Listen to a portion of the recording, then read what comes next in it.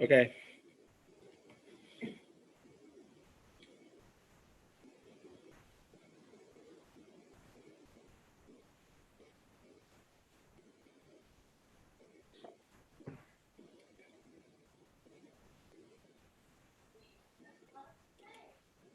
We're good to go, Jacob.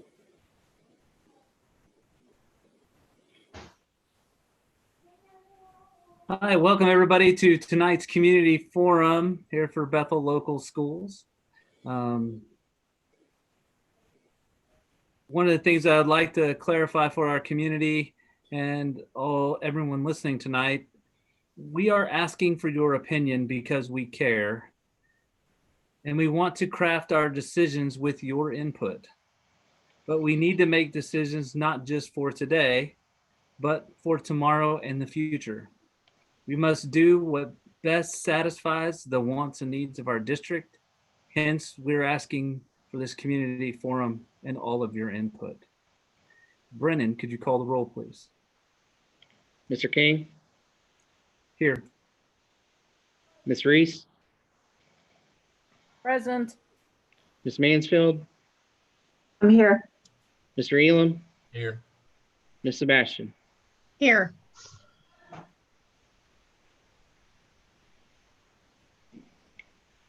All right, I think at this point, we'll turn it over to Mr. Firks. Good evening, everyone. I'd like to welcome you to our Monday, May 18th, 2020 Community Forum number 4 in regards to master facilities planning. I'd like to thank everyone who is tuning in live this evening to participate in this very important meeting. I would also like to provide a friendly reminder to folks that you can obviously view this tomorrow and beyond on our board YouTube channel under the appropriate link. So without further ado, I'd like to turn it over to the lead architect in this project, Mr. Mike Huff from Levin Porter. Thank you, Justin. I appreciate that very much. I just want to say thanks everyone for participating virtually tonight. And I hope everybody's doing well and kind of weathering the viral storm, as it were. So tonight is our third forum, and the agenda for tonight is basically to kind of review again how we got where we were, review the master plan timeline. We want to go over the survey results from the second forum, and then talk again about the locally funded initiatives and if related to the survey results. Then go into questions and answers and talk about what our next steps are. So, how we got here, discussions really began with OFCC this past summer, and they informed the district that they'd be eligible for OFCC funding in possibly 6 to 7 years. The district obviously has some challenges related to enrollment that need to be addressed before the CFAP funding, or the state funding, is available. So they informed the district of the ELP program, which is an expedited local partnership that allows districts to proceed with projects prior to the state money being available. So the ELP agreement was approved by the Board of Education in July of 2019. That pulled the trigger on OFCC assessments and the enrollment studies, which were completed in December of 2019, which gave us lots of good information to kind of base master plans on. And then the district hired Levin Porter to assist with the master planning efforts. So our master plan timeline has changed a little bit since we last spoke. So February through May, right now, are the community dialogue forums. Yeah. Hey, for Brennan, we're not seeing anything if you're presenting from a camera or any of the PowerPoints. Okay.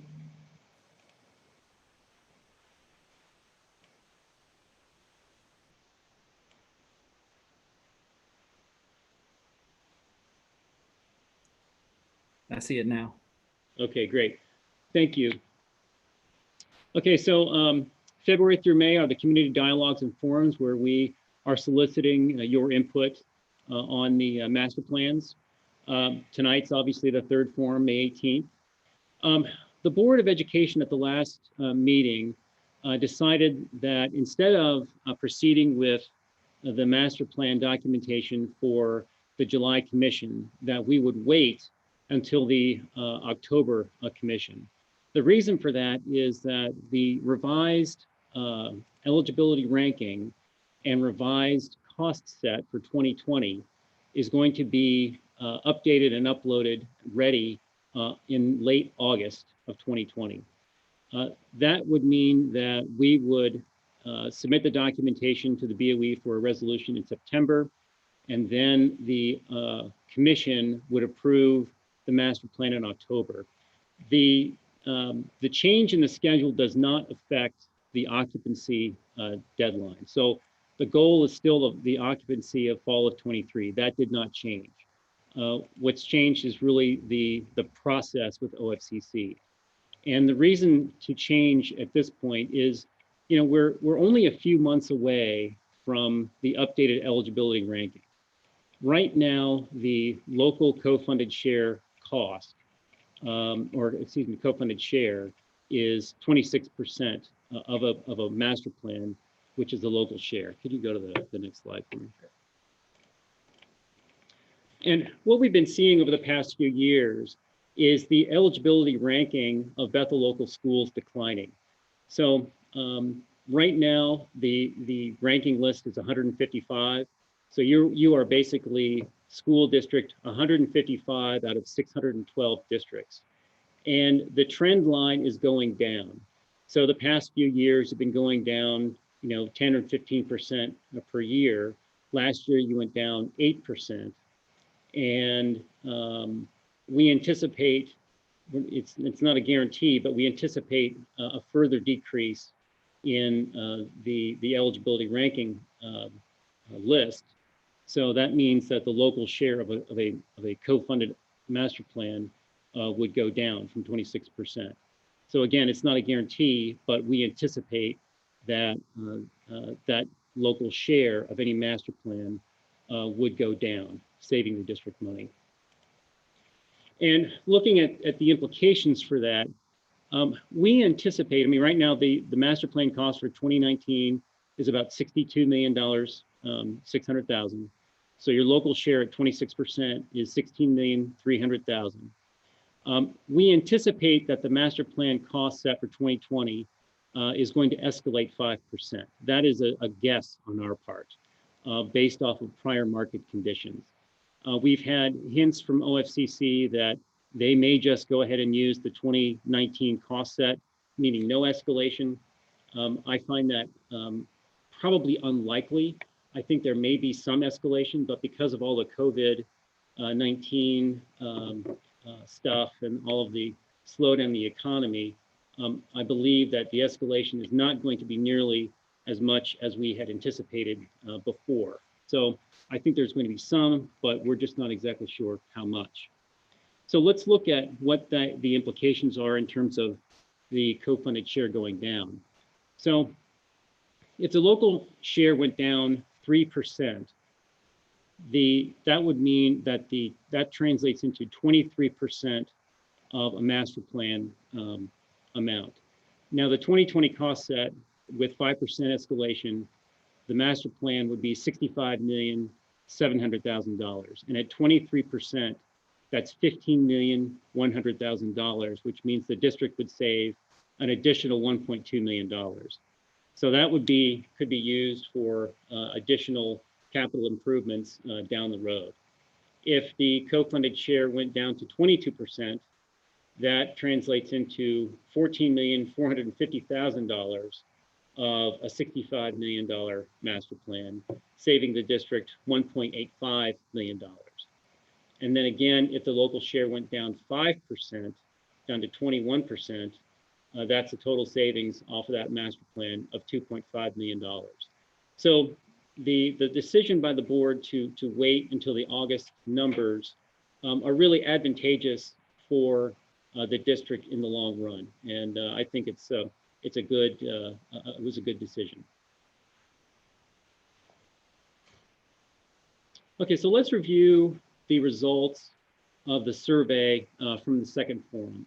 We had 206 people who responded to all the questions, and we got a very good response. I was very pleased with the responses we got. So our first question was, which master plan option do you prefer? And as you will recall, we had 3 master plan options. One was a new K-5, new construction with the 612 middle school, high school addition with a baseline cost of $62.6 million.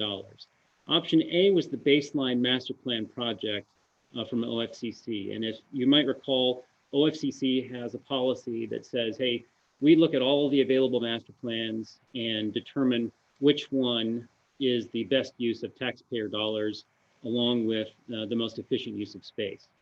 And with all of the information that we have for Bethel local schools, or that the OFCC had for Bethel local schools, this was the baseline master plan, option A. Option B was a new K-5 and a new middle school.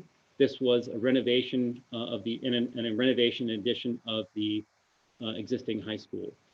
This option had a cost of $66.4 million and required an additional $3.8 million in LFI funds from the district because it was more expensive than the baseline master plan. Option C was a new K-5 with a new high school and then a renovation and addition of the existing high school and a conversion into the new middle school. This total master plan cost was $67.8 million and required $5.2 million in additional LFI funds. So those were the 3 options that we were looking at the last forum. And survey says, so 52% of the respondents indicated option A, the baseline master plan project. 23% indicated option B, and then option C had 22%. So that is a majority of folks really wanted option A. There wasn't really an appetite for additional funds to be spent for the additional master plan options. Now, one of the things we talked about also is that even though you choose option A, if conditions on the ground change, so for instance, enrollment goes up beyond expectations, or some other factor changes that makes the other master plans less expensive from OFCC's perspective, or even if the desire at the time that the state money is available is to go ahead and build a new middle school or a new high school, those master plan options are still available to us. So just because you choose one of these options doesn't mean that we have to stick with that option. It's just this is the option that we're going with for the moment, which makes sense for the information that we have. And going forward, we have the option to change that master plan if needed.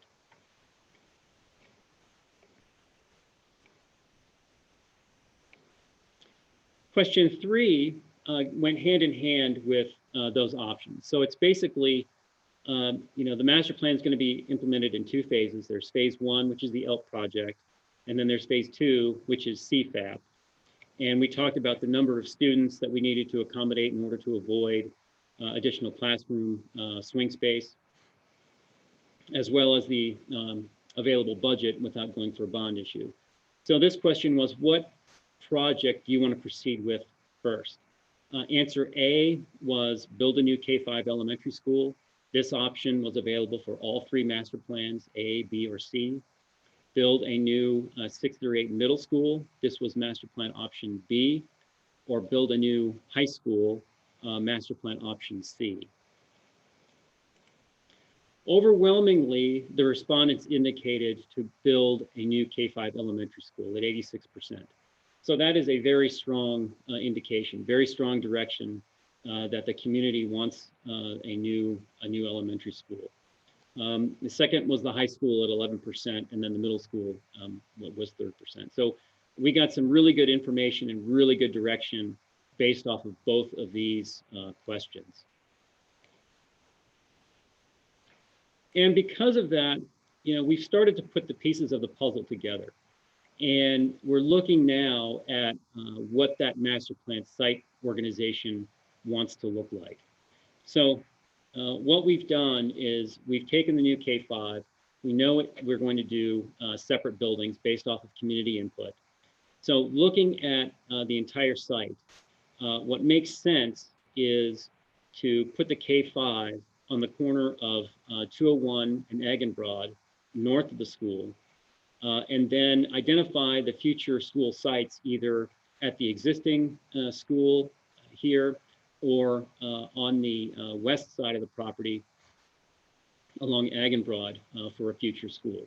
Now, these future school sites could be either a high school or a middle school. The school sites that are shown are the future school site to the west is about 25 acres. The K5 site's about 20 acres. And then the future school site with the addition at the existing site is around 25 acres, 22 to 25 acres. But there's plenty of room, about 59 acres for athletic fields in the plan. And really what we're trying to do, there's a lot of congestion along State Route 201. So one of the things we want to do is separate the traffic patterns from the main school. Get that K5 over there to the north side, move that traffic out there, alleviate the congestion that's happening along State Route 201. So we think by leveraging Eggenbrod and State Route 201, we can accommodate that quite easily. So this is kind of the overall master plan, site plan organization. This is definitely a work in progress. And we look forward to hearing your comments on this. So getting into the LFIs, and I've got this slide from the last forum just to remind everybody of what OFCC will co-fund and what they will not co-fund.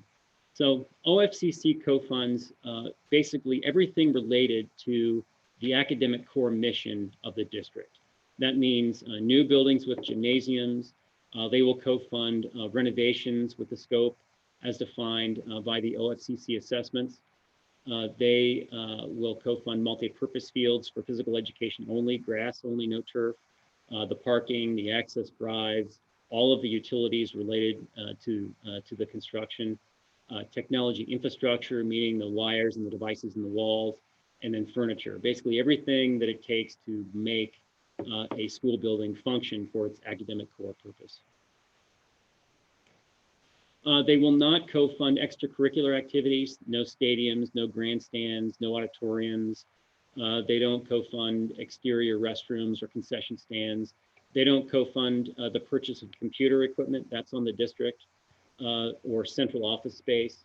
And they don't co-fund land purchases, or they don't co-fund upgrades above and beyond what is indicated in the design manual, the state standards for materials.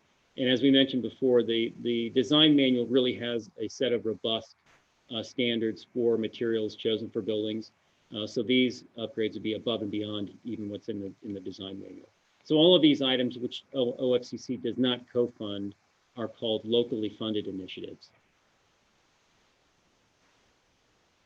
Okay, so for the locally funded initiatives, our question 4 was, what do you prefer for the auditorium? We included this question because this is a question that impacts what we do now. And we wanted to find out how important this question is relative to the other LFI options that we're talking about. So, nothing needs to happen to the auditorium until the CFAP money or the state money is available. Probably the auditorium is going to stay put for at least 8 to 10 years. So nothing's going to happen to that building, within that time. But overwhelmingly, well, 37% of the respondents indicated that an auditorium is not important, that we should just demolish that building. 30% said build a new auditorium, 16% preferred to renovate that auditorium, and 17% were undecided or had no opinion. Oops.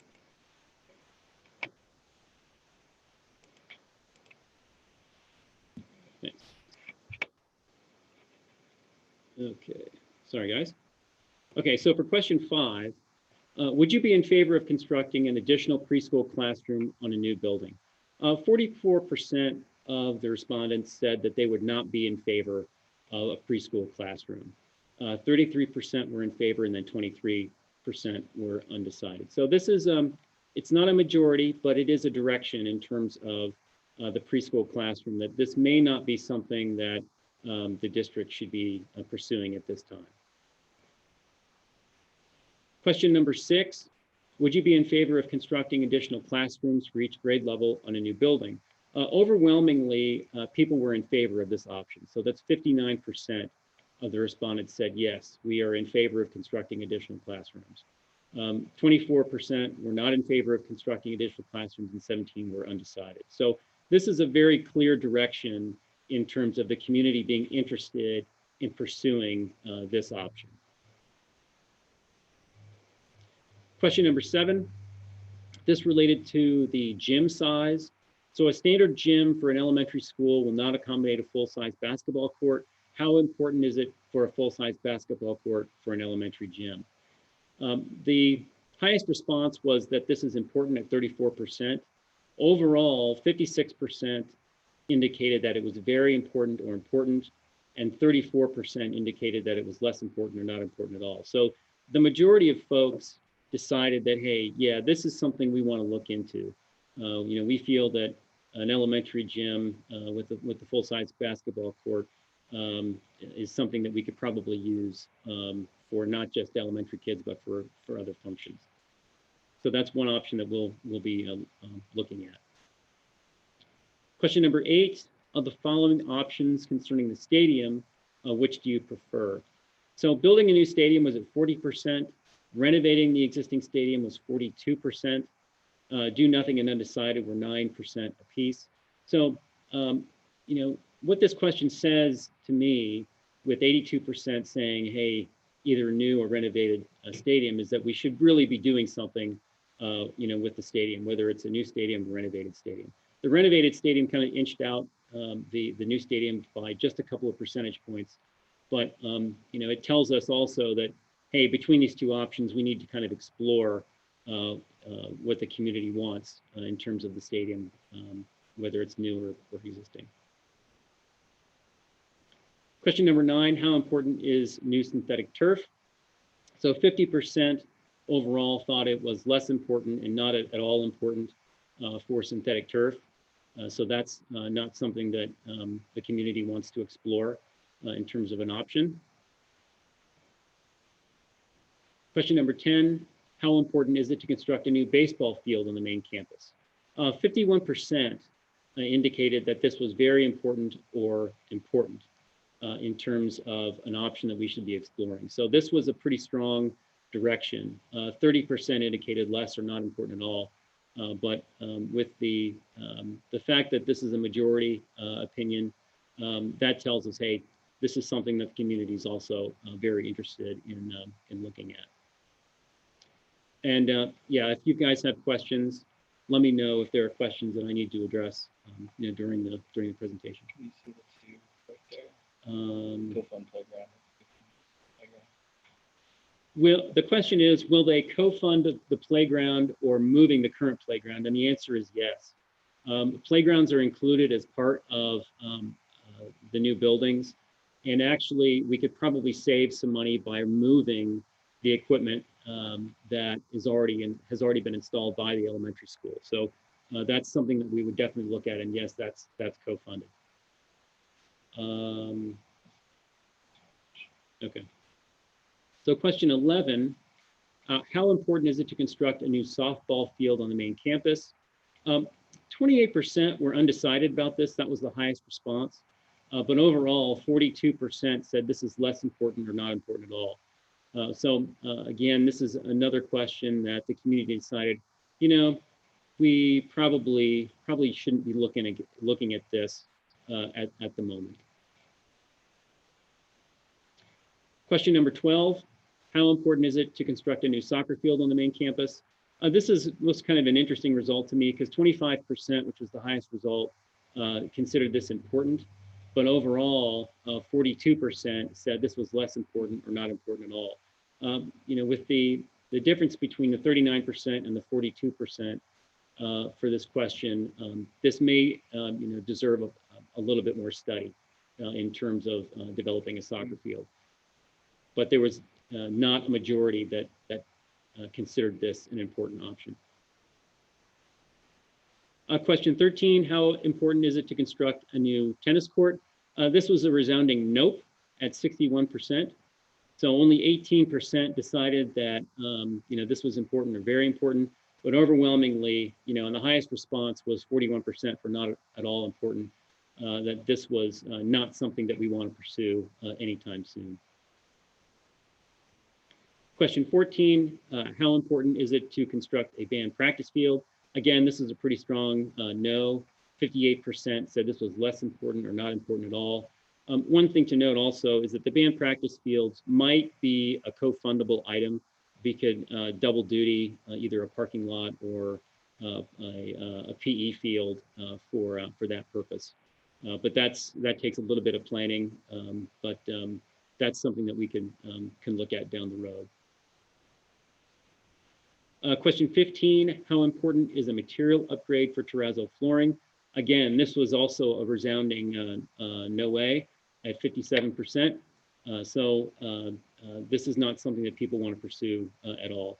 And with 13% thinking that this is favorable, that's also a very clear direction. Hey, let's spend our money elsewhere. Question 16, how important is a material upgrade on a slope metal roofing? This was a little bit closer, undecided was about 36%. And then in favor, or basically less important or not important at all, was 35%. So a little closer, but still the direction is, let's look at this, but not consider it a high priority at this point. Question 17 was, hey, what did we miss? Tell us what your thoughts are for other projects that we haven't indicated that people might want to explore. We got a lot of comments about additional parking, additional athletic space, community space. There were suggestions about community gardens. A wrestling room was requested. Maybe a greenhouse, a wood shop, which is one we get quite often. Additional theatrical storage or a scene shop, which is also something we've taken a look at before. Space for the ROTC program. ROTCs are not funded by the state, so that space would be an LFI, but that's an interesting one that we could address. And then a larger high school gym. The comment for that one was, hey, we need possibly more bleachers, for a larger high school gym for bigger events. And then irrigation for the soccer field. So I thought we got some really good comments and some really good suggestions. Question 18 was basically the question that kind of put it all together and basically asked you, hey, of all the projects that we've talked about, all of the LFIs we've talked about tonight, what is your highest priority? So we asked you to rank these from 1 being the highest priority down to 15 being the lowest priority. And this question, in order to make everybody's opinion heard, we assign point values to every answer. So if you say that a larger gymnasium is your #1 priority, then what we do is, if it's #1 priority, a 1 gets 15 points in terms of priority list. If it was #2, it would be assigned 14 points. If it was your 3rd priority, it would be assigned 13 points, all the way down to the lowest priority being 15, which is assigned 1 point. And then what we do is we basically add up all of the respondents that said, okay, well, so many people said that a larger gymnasium is their first priority. We take that number and we multiply that by 15. And we look at all of the answers across all of the priorities and then add up what the score is. And the way, the reason we do that is because that makes everybody's opinion heard for all of these items. So there may be people that want, for instance, synthetic turf, that's their #1 priority. But there may be another group of people that say, no, that's our last priority. And what that does is it balances out the community answer and basically gets a consensus answer for all of these items. So looking at the result, this is the chart that basically shows all of the results in order of priority. So #1 was the additional classroom space. That received the highest number of points. #2 was the renovated existing stadium. #3 was the larger elementary gym. #4 was building a new stadium. #5 was the new baseball field. #6 was the preschool classroom. 7 is new soccer field, and then on down the line with some of the other items. Building a new auditorium was #10, and then the last one is the new tennis courts, which nobody really wanted to do anyway. What's really interesting is if you look at the results from the previous questions where we ask you, are you in favor of this item or do you feel that it's important? If you draw a line above the preschool classrooms, right below the baseball field, that's where the majority of folks decided, hey, these are the items that we think are important. So the additional classrooms, these top 5 items, the additional classrooms, the renovated stadium, the larger elementary gym, the new stadium, and the new baseball fields, people thought that this was important. The majority of people thought this was either important or were in favor of pursuing these projects. So, this was a very interesting result, and I thought tracked very well with the results of the prior questions. So going forward, right now we're looking at, what LFI options to pursue along with the K-5. So the goals of the master plan were, hey, we got to be within our budget of $28.5 million. And, that's basically pursuing a project without going to the community for additional funds. One thing to note is, that $28.5 million, because of current economic conditions, it's kind of a moving target. We feel pretty comfortable with that number at the moment, but still, until the check is signed, the banks have committed to the number and everybody's okay, that's still kind of a best guess. We feel pretty close, but cannot commit to that until everything's kind of signed, dotted, and inked. We're also waiting for the new eligibility ranking and the updated costs from the state. Those will be issued in August. So once we have the new eligibility and the new cost set, we can also commit to the actual dollar amount that we have available to the project. One other goal right now, moving forward, is that the master plan and the LFI options are based on anticipated cost set for 2020 with an escalation of 5%. So what we've done is we've updated the cost with 5% escalation and looked at the various estimates for each one of these items and have come up with 4 different options. Now, one of the things that is a big caveat here, because everything is kind of a moving target, the only thing that we are committing to doing at the moment is a new K-5 school. That's the only thing that we can commit to do at the moment. All of the LFIs are basically, we don't know if we can do any of them. So it's very important that the community understand the only thing we are committing to is the K-5. We cannot commit to a new stadium. We can't commit to a renovated stadium. We can't commit to a new baseball field. We can't commit to a lot of these LFIs, okay? So even with that being said, though, we think that there may be budget available for certain options. So with that said, taking a look at the numbers and what our best guess is at the budget currently, we've got these four options. So option A is a new K-5 building with the additional classrooms and support spaces, which was the number one desire for the LFIs. This building will accommodate 1,023 students.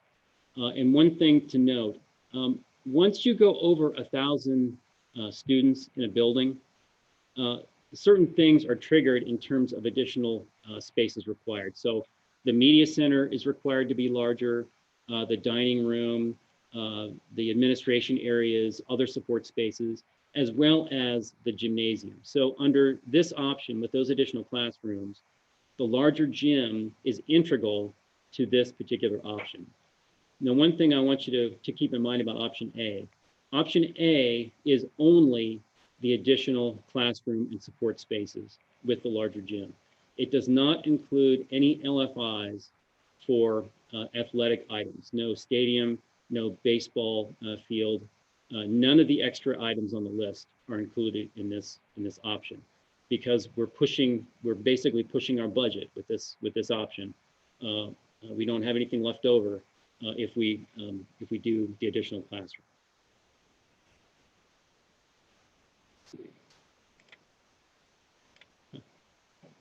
Here we go.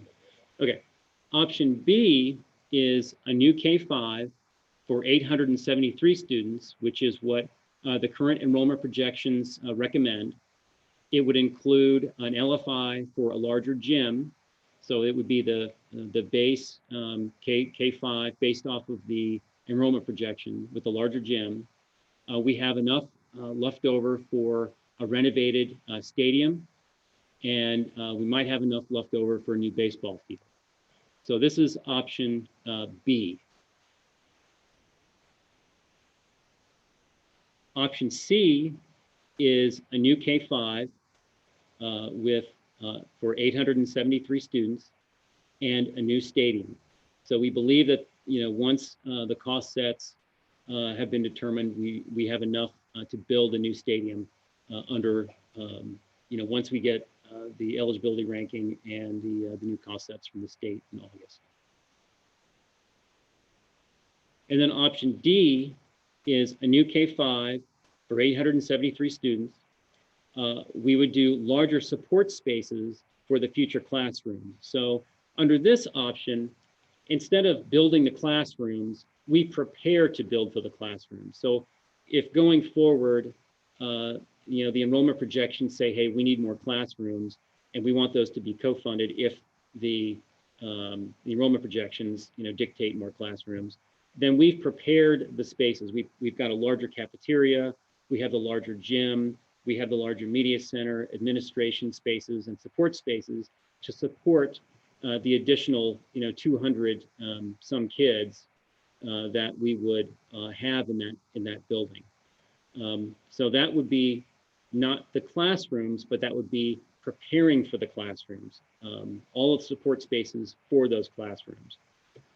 And also it would include the renovated stadium. So under this option, you prepare for those classrooms in the future, and you add the renovated stadium. So those are the four options that we have on the table tonight. And this is the one question that we'll have for you online that we feel we really need your input and we need your direction on how to take the next step. So if you have questions, please type them in and let me know.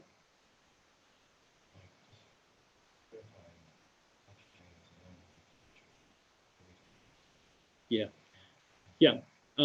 Option A, just to remind everybody, option A is the only one with additional classrooms. All the other options, B, C, and D, do not have additional classrooms. So, this combination of options has all of the top 5 items that were considered important or in favor by the community. But option A is the only one that has the additional classrooms. Of course, it doesn't have any additional LFI for any of the athletics. So that's where options B, C, and D come in terms of additional projects for athletics.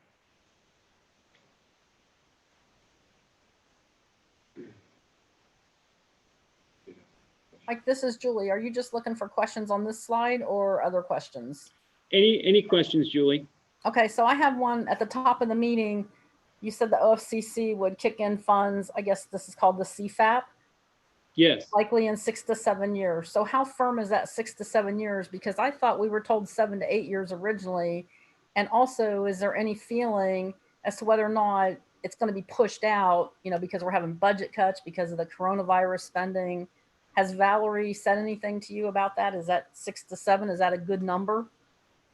You know, nothing is written in stone at the moment. The conversations that I've had with Valerie, she basically said that, you know, there are districts going forward now with ELP projects, but what she said is, you know, because of the conditions, there are districts pursuing CFAP projects that require bond issues.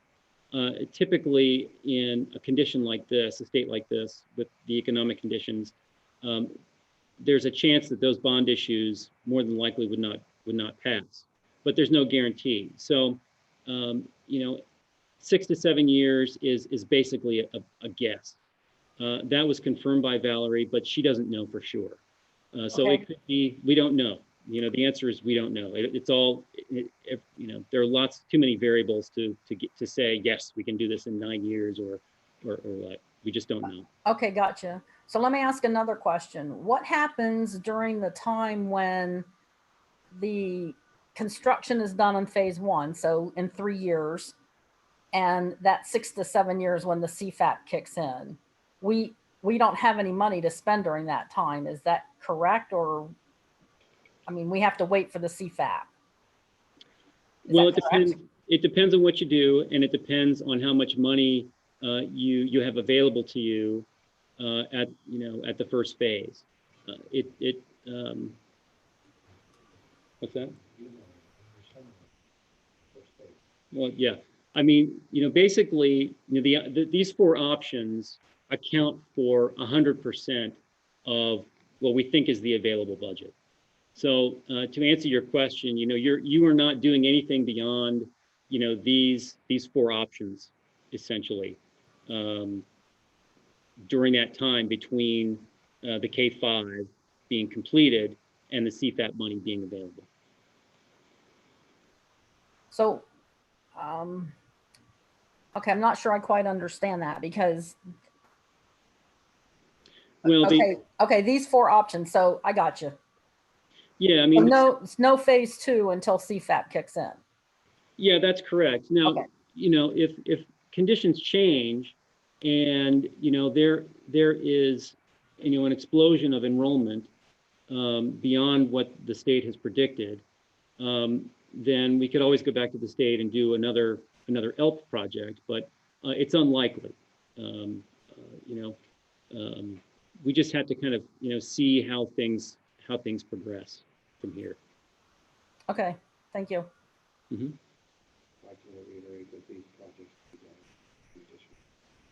Yeah, and just to reiterate, thank you, Justin, for that. You know, the goal right now, in fact, we're not asking for additional funds from the community. The goal right now is that any of these options would be available based off of the TIF money available and how much money the district can borrow safely. So, you know, we're not, the district is not asking for additional funds from the community for this. The advantage of that is we're not asking for additional money, you know, to do these projects. So when CFAP comes around, the idea is that we would use the entire co-funded portion of the master plan, you know, the local share first during the ELP project, and then get a credit back at CFAP.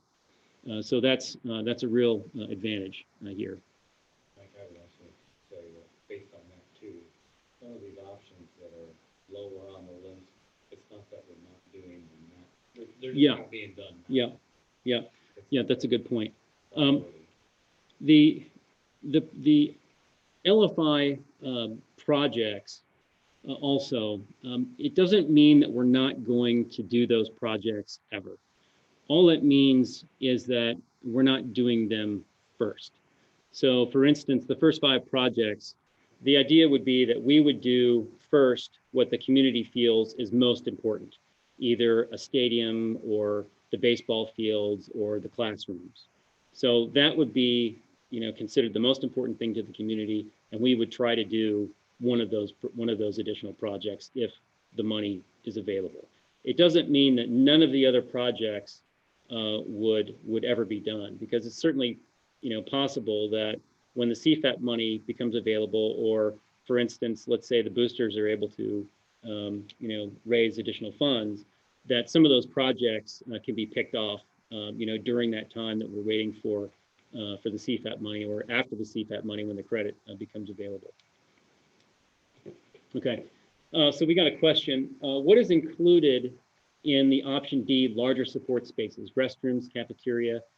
Yes, basically what we would do is we would design that building with a larger cafeteria, a larger media center, larger support spaces. So for instance, more teacher workroom space.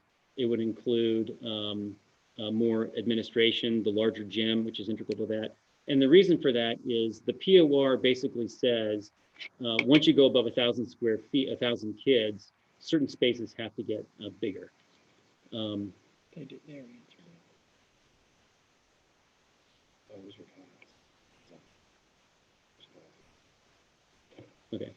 Yeah, so those additional support spaces are basically the cafeterias and the gyms and all the stuff that we would need to prepare for the additional classrooms in that particular option.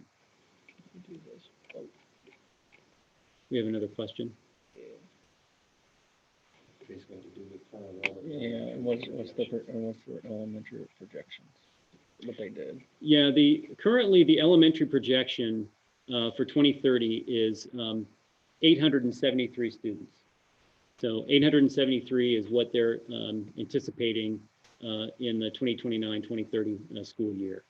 And that's the building that OFCC recommends for the K-5 to accommodate that population. So option D does include. Yes, option D does include a larger gym. That's integral because of the number of students. Once you go above 1,000, the program of requirements from the state, which is basically the building program and required spaces, says, hey, you got to do a larger gym with that number of kids.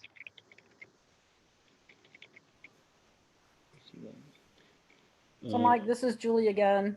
So I have a kind of a follow-up question to that. So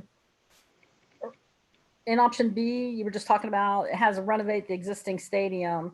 Is it possible to have a new stadium, but scaled back from the list that you provided in the survey, which included, I'm sorry, I can't remember everything, but it had a lot of peripheral stuff, and even the existing stadium had, I think, new press box, and I can't remember exactly, but do you know what I'm asking? Yeah, I mean, basically, we took a look at the renovated stadium versus the new stadium, and we included the features in each one of those that would be required to make them a functional stadium. So if you're asking if the estimates and the scope of those projects could be reviewed to reduce the scope to possibly buy something else, sure. There's always the ability to go back and look at the scopes and pick things off and maybe trade it, for something else. Okay, thanks. Mm-hmm.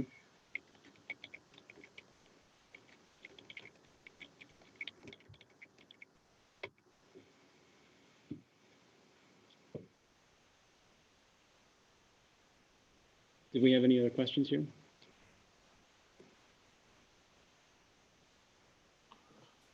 Hey, Mike, this is Chris Mills. For clarification too, so the gap between when phase 1 is completed and when the CFAP money comes through, we can still retain the current buildings, correct? Oh, Or the current elementary school, so to speak, for overflow and that sort of thing. Absolutely. In fact, you don't want to get rid of any spaces until the CFAP project is complete, because right now what we're doing, you need to add capacity. So what you're trying to do is add enough capacity so that in 2030, when CFAP, when your enrollment or your overall master plan should be completed, you want to build enough capacity to avoid putting additional swing space in place. So what we're doing is the new K-5 for 873 kids, plus the current capacity of the building, of the existing building, equals your enrollment in 2029, 2030. So the idea is if the enrollment matches what the projection is, you will not have to put in additional swing space. That's the plan. One of the things that we have to watch is what is the actual enrollment, how is it tracking against the enrollment projection, and hopefully, when we go through this process, that it'll track right along with the projections, and additional swing space may not be needed. Of course, there are no guarantees; things always change. But right now, with the information that we have available to us, if everything tracks with the enrollment projection, you should not need additional swing space. So the K-5 is there to add the additional space needed to avoid that. That's where that 744 number came from. So that's basically the difference between your existing capacity and the number of or the total enrollment at 2029, 2030. So 744 was the magic number. So as long as you can find space for 744 kids, you should be able to get there without swing space. Now, also to note, the building will be designed for 873 kids, unless we go with the additional classrooms, but you can still, increase the capacity a little bit. There's some flexibility in terms of the number of kids that you can get into that building. So each classroom is designed for 25 students, but if you needed to increase that to 27, 28 for a little flexibility, that's certainly possible. Is it comfortable? Arguably no, but there is flexibility there to accommodate some additional students if need be. Hey, Mike, this is Jacob. Yeah. All right, so looking at the options, it's a unique mix of LFIs associated with the buildings. Like, for an example, in option A, a K-5 building with 1,023 students, plus additional classrooms and support spaces and a larger gym. If we build a K-5 building for 1,023 students with a projected growth of only 873, why would we add additional classrooms to that facility versus utilizing the funds for that for a larger gym, renovate the existing stadium, or something in those lines? Yeah, I mean, that's a very good question. And I think, what we're doing is responding to the community desire for additional classrooms. And I think, what's happened in the past is that enrollment projections have not been as accurate as they should have been. And I think, what we'd like to do is, present an option that the community said, hey, this is important to us. We feel that the enrollment projections may be incorrect, and we want to add those classrooms. So that is a response to option A. Looking at that, at the implications for adding those classrooms, if you do that, you don't have any money left over to do anything else. And also the risk for option A is if the enrollment projections are correct, then the additional classroom spaces and support spaces would not be co-funded at CFAP, so you wouldn't get a credit for them.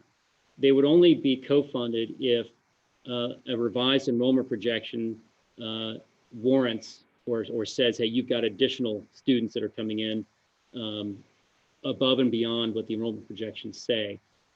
under that circumstance, they would be co-funded. But with the information we have available to us now, if the enrollment projection is correct, those classes would not be co-funded.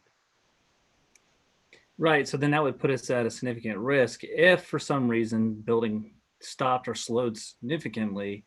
We could, and when we reanalyze the district in 3 to 4 years and do this all over again, and they decide that we put in way too many classrooms, and we've consumed the majority of our local funded initiatives for the space that won't be co-funded.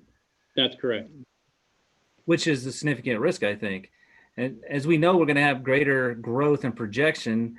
We're not going to see, 1,000 new kids in 4 years. So it would allow us, right, to capture that in the CFAP process when we reanalyze those growth numbers. Yeah. Which would then allow us to be a little more conservative on the number of classrooms that would go into the facility for say 873 students, but or something that's in between, right? Right. In those aspects. Right. So it's kind of unique. We have 4 options on the table, or at least shown in the slide, but we actually probably have a multitude of 20 options if we mix match back and forth what we're doing based on the dollars, and noting that this will be reanalyzed in 3 to 4 years and new growth projections will be done. And every facility we're planning to build is built for expansion, correct? Yeah, that's correct. I mean, yeah. You're either doing the additional classrooms or you're doing, the K-5 building plus LFIs. But, again, I have to caveat this. The only thing that we can commit to at the moment is a new K-5 building.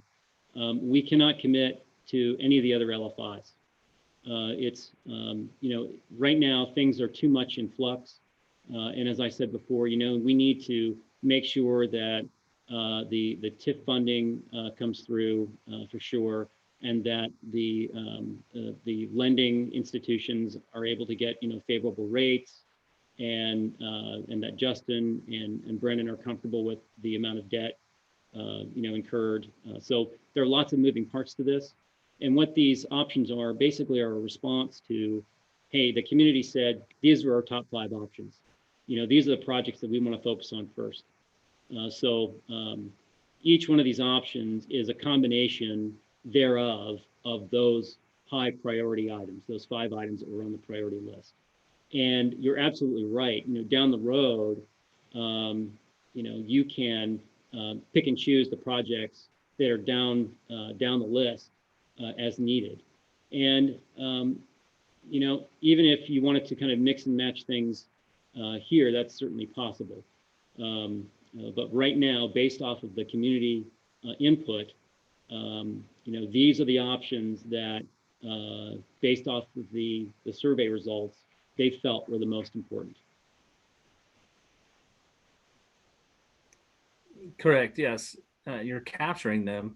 I was just bringing it up for discussion, somebody watching this later, that in the end, the facilities committee and the board chooses a blended option that's not on here because that's what we think is best for the district, they won't be shocked. Yeah, right. I think we had a comment also, or a question. Option B doesn't have a larger cafeteria, media center, and space for classrooms. And that is correct.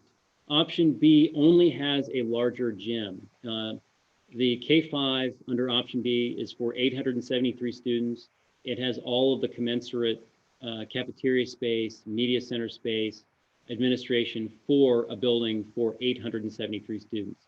It adds an LFI for the larger elementary gym that would accommodate the full-size basketball court. So that is correct.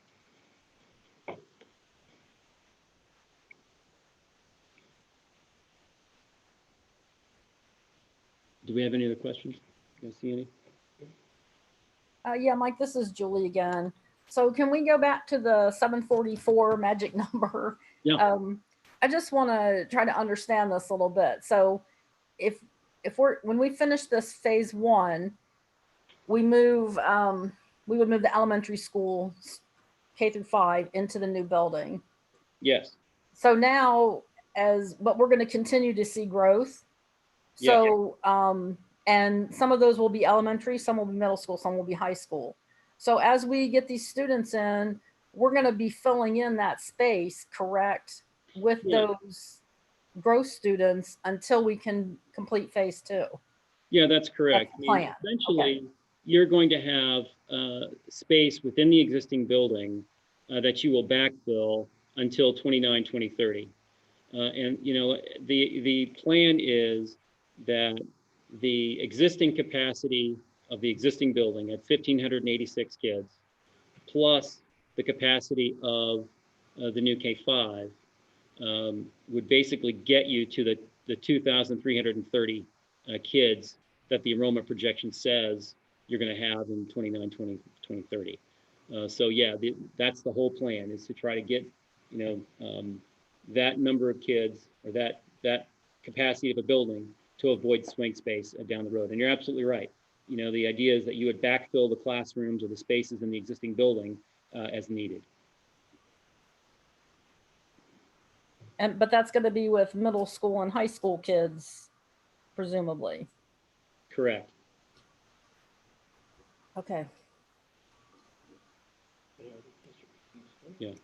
Yeah, I mean, there's the flexibility there too. So if you know, things change and, you know, one grade gets larger than another, you know, it's certainly possible that you can take some of the space that is left over in the existing building and backfill them with other grades. You know, it's just, everything is kind of a moving target. You take the information that you have available to you, and you make the best plan based off of the data that you got. Well, yeah, I agree with that, but I think there's I mean, I don't think anybody probably thinks that the LFCC projections are going to be spot on because of recent trends, and probably will continue to be trends. Yeah. So I don't know. I'm just worried. I would expect still to see 120 new students a year, 115 on site. Yeah. I mean, you should know pretty quickly if the enrollment projection is off, because you know, if you look at the enrollment over the next few years and compare it to what the projection says, that will tell you right away, hey, there's an anomaly here, or it will tell you that it's spot on. So I think, you know, what we have to do is just kind of, I know it's a frustrating answer, but you kind of have to wait and see, you know, what happens. Enrollment projection is figuring 120 kids each year. Yeah, that's a good point. It is accounting for that kind of growth. Yeah, the enrollment projection, and Mark pointed this out, it is accounting for about 120 kids a year, you know, in growth. So they have looked at all of the development and the patterns throughout the area, and you know, they know that this district is growing. I know the last time that the enrollment projection was done, there wasn't nearly the level of growth happening in the community that's happening now. And the reviewers at that time didn't see the kind of growth that is readily apparent now. So that's a big difference between the last enrollment projection that was done a number of years ago and the one that was just recently completed. So I have more confidence that the enrollment projection that's in front of us is more accurate. Well, I can't agree with that, because I mean, even the LFCC one, the K through 5 goes up, and its peak is I think the 2023, 2024 year, and then it starts to go down. Yeah, So, that's correct. And there's additional capacity in that K5 to accommodate that peak. you mean by putting more students in the classroom? That is correct. Yeah, right. Understand, but I mean, we get a new school and then we still have the same size classrooms. That's not necessarily ideal either. There's enough classrooms to accommodate more than the 873 without going more than 25 students per classroom.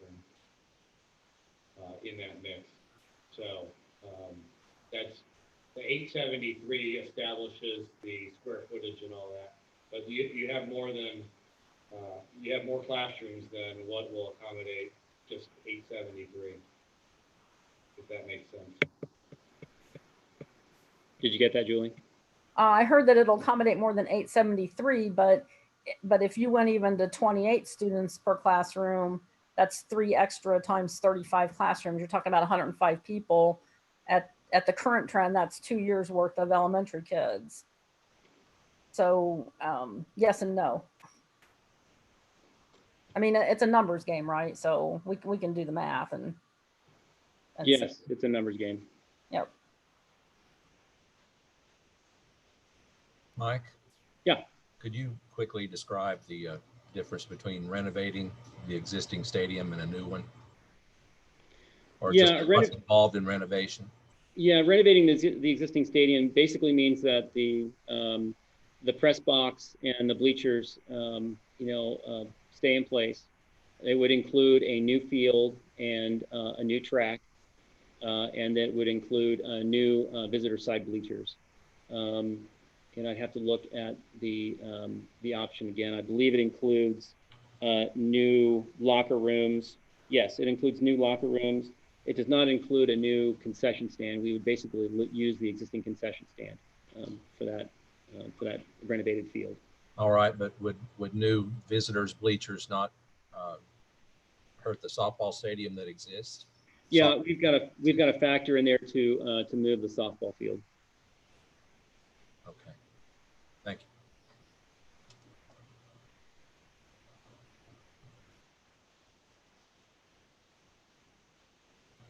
So,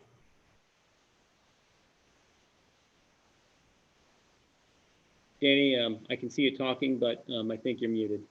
I'm sorry. So renovating the existing stadium means a softball field is included as well? Yeah, that's correct. Okay.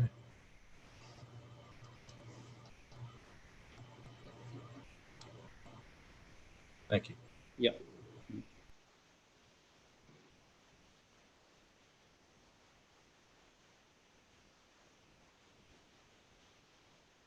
Hey, Mike, this is Jacob. There was a lot of comments kind of back and forth, it seemed like, on the YouTube channel in regards to ask for additional money or go back to voters for additional money. The goal that we have set and what we're discussing here with these options is phase one, that we're trying to do 100% with without going to the voters. Correct. And so as we go forward in phase two, there could be an opportunity where we would have to add additional local funded initiatives if that's what the community's desire is, and we would ask for it at that time.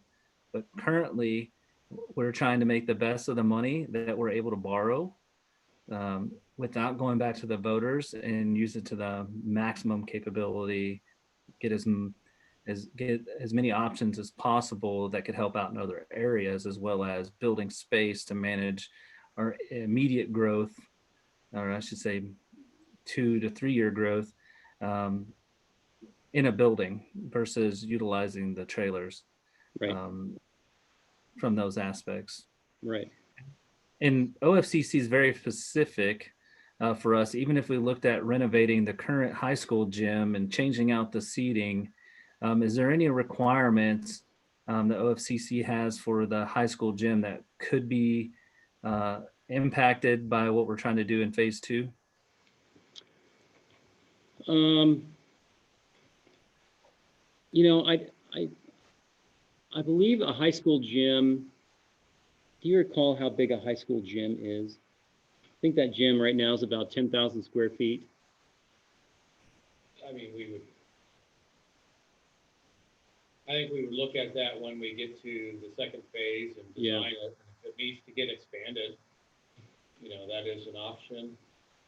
We've had other projects where a gym became a band room and we built a new gym because of difficulties of expanding the space like that. So, it's not to say that there's a cut and dry, this is what it's going to be. So you have options, but That's, again, 6, 7, 8 years down the line, so you don't know if rules are gonna change between now and then, but I think there's opportunities.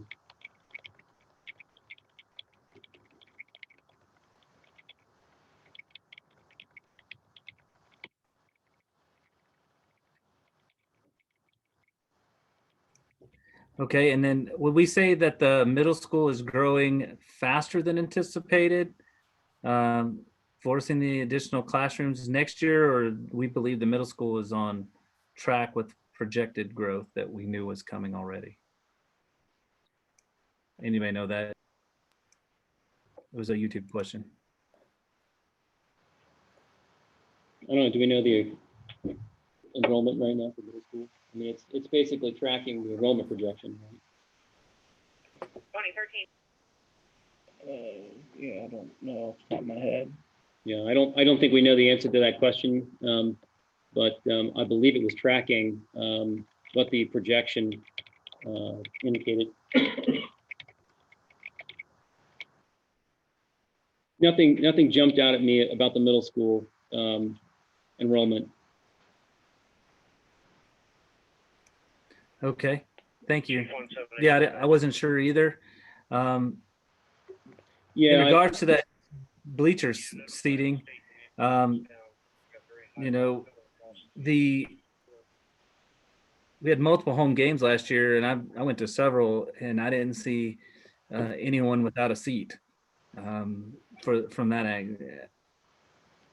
angle. But I know that as we grow, we're going to need more space no matter what, right? Right. But another question from YouTube is, in option C, is a new stadium expand home side seating over the current number? Yeah, the plan for a new stadium would include about 2,000 seats altogether. So we'd have probably, what's that? That's for the middle school? Oh, the current football stadium is 876 people. That's both home and visitor? Yeah. So, the plan for the new stadium would have 2,000 seats. So that should accommodate, just about any kind of, large gathering or large event. And the split would be, roughly 1,500 for the home side and 500 for the visitor. And that split can be looked at, based off of what you guys need. But the new stadium is a brand new stadium with new locker rooms, new concessions, new bleachers, new press box, the whole 9 yards.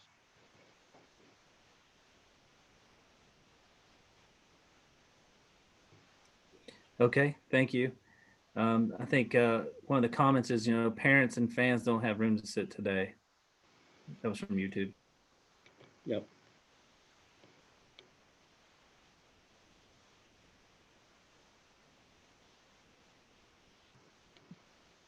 Any other questions or comments? So this is Julie. Just to go back to Jacob's question about the middle school, or the YouTube question that Jacob read, I guess. If you go by the trends of the students that we've been getting over the past 2 to 5 years, what the LFCC projected would be above probably what we would get. But I think, OFCC uses a different formula, right? Because they have a set formula and they look at the past 10 years. So if you only look at the trends of the past 2 to 5 years, of course, it's going to come out way different than the OFCC numbers. So, well, Future Think is the group that OFCC hires. They're a private company that does this for many, many districts. And they look at all kinds of factors when looking at enrollment. So they are definitely looking at, first of all, your enrollment trends. They're looking at development trends. They're looking at all kinds of factors related to what the growth of the community or the student population would be. Yes. right, but a lot of that is a set formula. That's what the OFCC told us, right? There's a formula that they use, and they don't stray too far from that formula. No, there's really no formula in terms of determining enrollment. It's basically looking at each individual district and what's happening within the boundaries of that district. So they look at development patterns, they look at demographics, they look at birth rates, In that report that was submitted to the Board of Education, there's a pretty comprehensive set of data points that they review. And that projection then is given to OFCC and to the design team. And OFCC basically looks at that and says, okay, well, in 10 years, based off of all of the data points and the enrollment projection, this is how many students we think you're going to have. And that will determine the size of the building. So once you get the enrollment projection, it's basically plugging in that number that's determined by FutureThink into the spreadsheets that determine the size of the buildings and the budgets. So at that point, yes, it becomes formulaic, but that's the process that determines how much money the state gives each district. They have to base it on scientific data for enrollment, and FutureThink does a pretty good job of determining that. Okay, this is Justin Firks here, Superintendent of Schools. I wanted to respond to one of the YouTube comments that we received in regards to a one call now that was sent home today as far as students enrolling in courses for next year. The call did not have to do with additional numbers of students that we are adding. It essentially has to do with the number of kids total that have signed up to take courses for high school credit, i.e. Spanish and Algebra 1, based on our current staffing numbers and staffing members that are certified to teach high school credits, courses for credit at the middle school level. So the purpose essentially was, and also physical education. So the purpose of that call was basically to say, we've had a large number of our current kids sign up to take those classes, which is great, but we do not have the current staffing numbers to be able to offer enough sections for all of those kids to receive those classes. So therefore, the middle school principal is going to work with families and make sure that as many kids as we possibly can take those courses for high school credit, and then offer enough electives as well to be able to fill schedules for those kids that don't get all three options: high school PE, high school Spanish, and also high school Algebra 1 as an 8th grader. A YouTube comment also indicated as far as the 6th grade class being larger, that is correct. Our current 5th grade class is the largest class in our district. It has roughly 150 kids. Those kids are not what the phone call was in regards to. Those 6th graders are not taking classes for high school credit. So hopefully that clarifies it. It is not more students. It is more students signing up for courses for high school credit. And so therefore, they're not going to be able to get all of those classes. So the electives are to provide options for them in their schedule. Hopefully that clarifies it.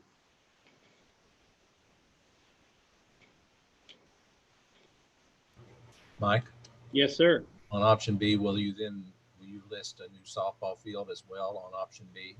No, with option, oh, I'm sorry. Yeah, I was looking at option C. Yes, option B, anything that has a renovated stadium includes moving that softball field. Okay. All right. So option B and D, we'll add that as well. Yes, that's correct. Okay. Just wanted to get that on there so everybody knew what they were looking at. Thank you. Yeah. But just to reiterate also, Danny, I mean, I've said it, I think twice, but I'll say it a third time.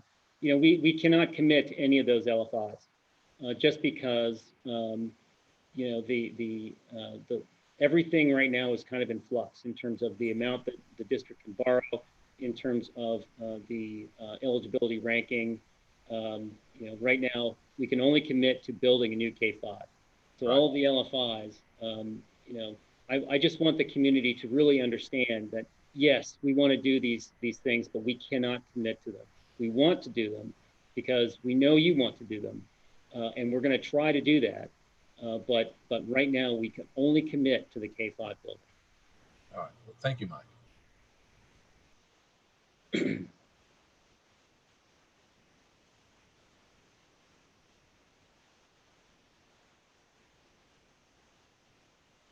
Any other comments?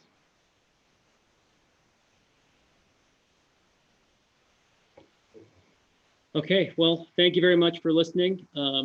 if you have any other questions or additional comments, please feel free to send them to Justin or Brennan and forward them on to me, and I'll do the best I can. So thank you very much. Thank you. Brennan, we lost the screen again. Yeah, I'm trying to put up the.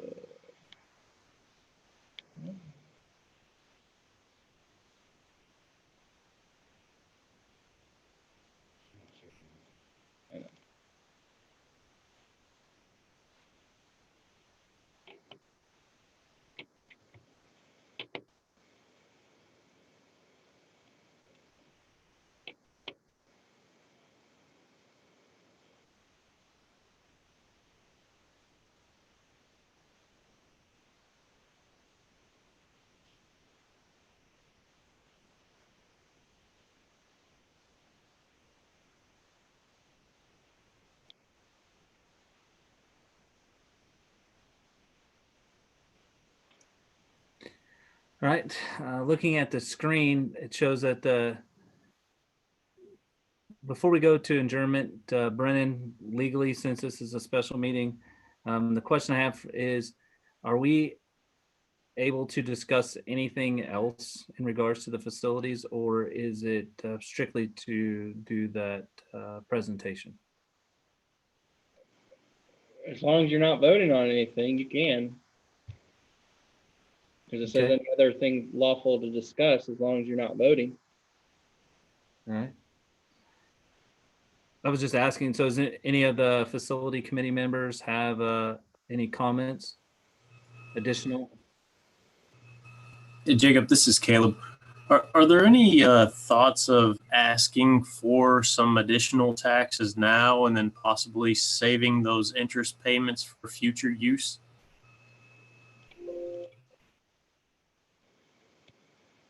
Yeah, at this point, the plan is not. Oh, I'm sorry.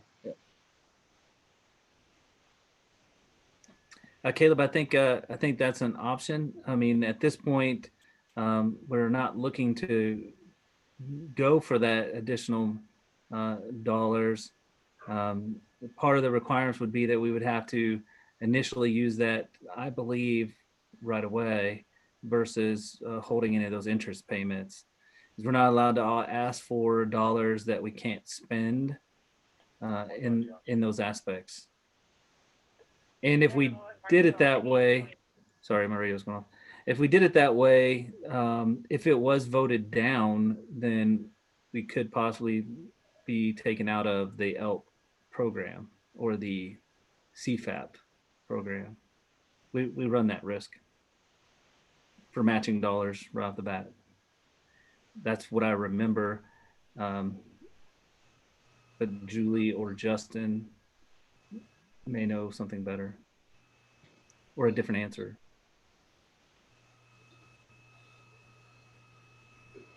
I don't remember exactly how we'd be penalized. I know that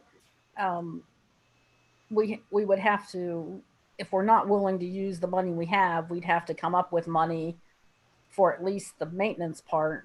Brennan would have to probably clarify some of this, or Mike. The operational part of the what OFCC requires. Yeah, I mean, this is Mike. If you don't really get penalized in terms of your ability to join a CFAP project. So let's say you went out for a bond issue, and if you went out for a bond issue, you've got essentially a year to pass the bond issue, to come up with your local share. If you don't come up with a local share in that amount of time, then your district just goes back in line for CFAP funding, and you can try again at a later date. So you're not necessarily penalized. It's just, your number comes up when your number comes up. The advantage of what you're doing now in terms of the ELP project is that, your number's not coming up for a number of years. You're able to address the issues now that you have without a bond issue. But if you went for a bond issue, you could certainly do so. But it doesn't negate your ability to get into a CFAP program later on. Thank you for that correction. And I'm sorry, Julie, to answer your question about the operational dollars, if you go for a bond issue for an OFCC co-funded project, they do require an additional 0.5% mill for operation. But from what I understand, the money for the operations in this particular case is already factored in to this, so you don't need to go for a bond issue for operations of the new building.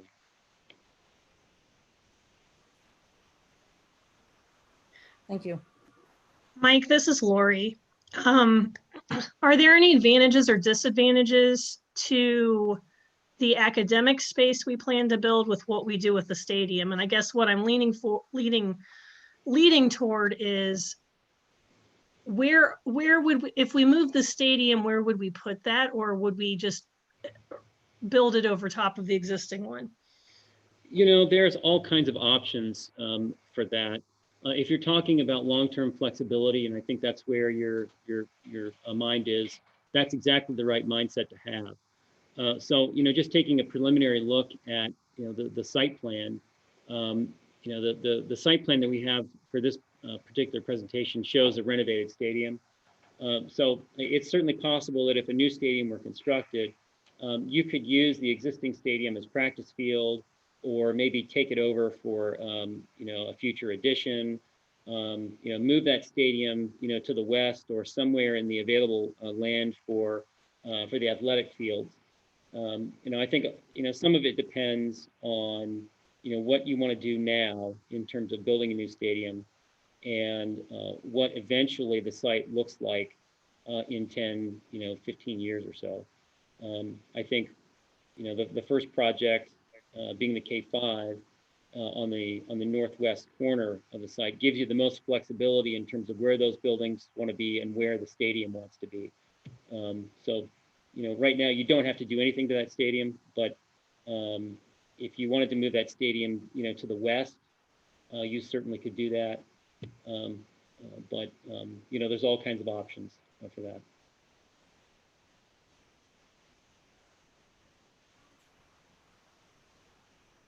So if we're done with that, I just have a couple things I wanted to bring up that we haven't talked about tonight that I think still need to be discussed.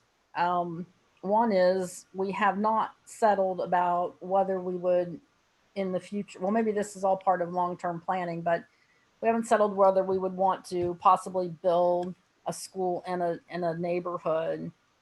When I was campaigning, and even since I've been on the board, we were always told that Carriage Trails had offered up land to build a school, and everyone felt it was probably a mistake in hindsight that we did not accept that land and do that.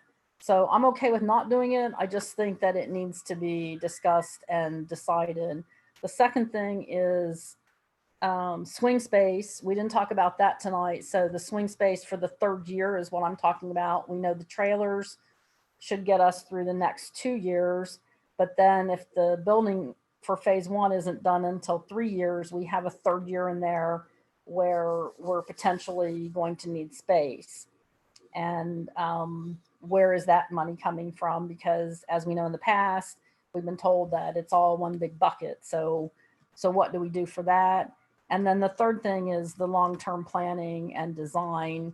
I'd like to see a little more than a one-page drawing of where things could potentially go and have that thought through a little bit. One big concern for me is traffic. Eventually we're going to have probably 4,000 students at the school, and how does the traffic work with just having Ag and Broad and 201? And even if we start building a new school out there and put more schools along Ag and Broad is kind of a country road that I'm not sure is going to support a huge number of cars and buses. So again, just some discussion on long-term, where do we want to be,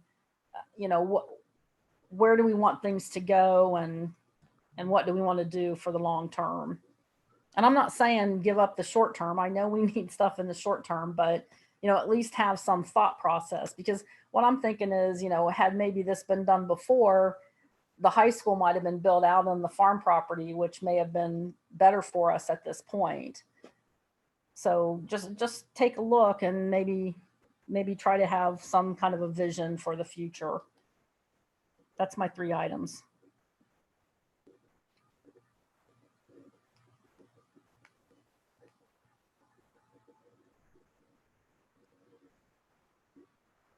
Thank you, Julie. Thank Good, you. good items for discussion at in future meeting. Anybody else?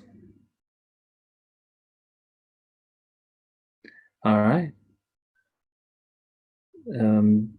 Since we have no other discussion items, do we have a motion to adjourn?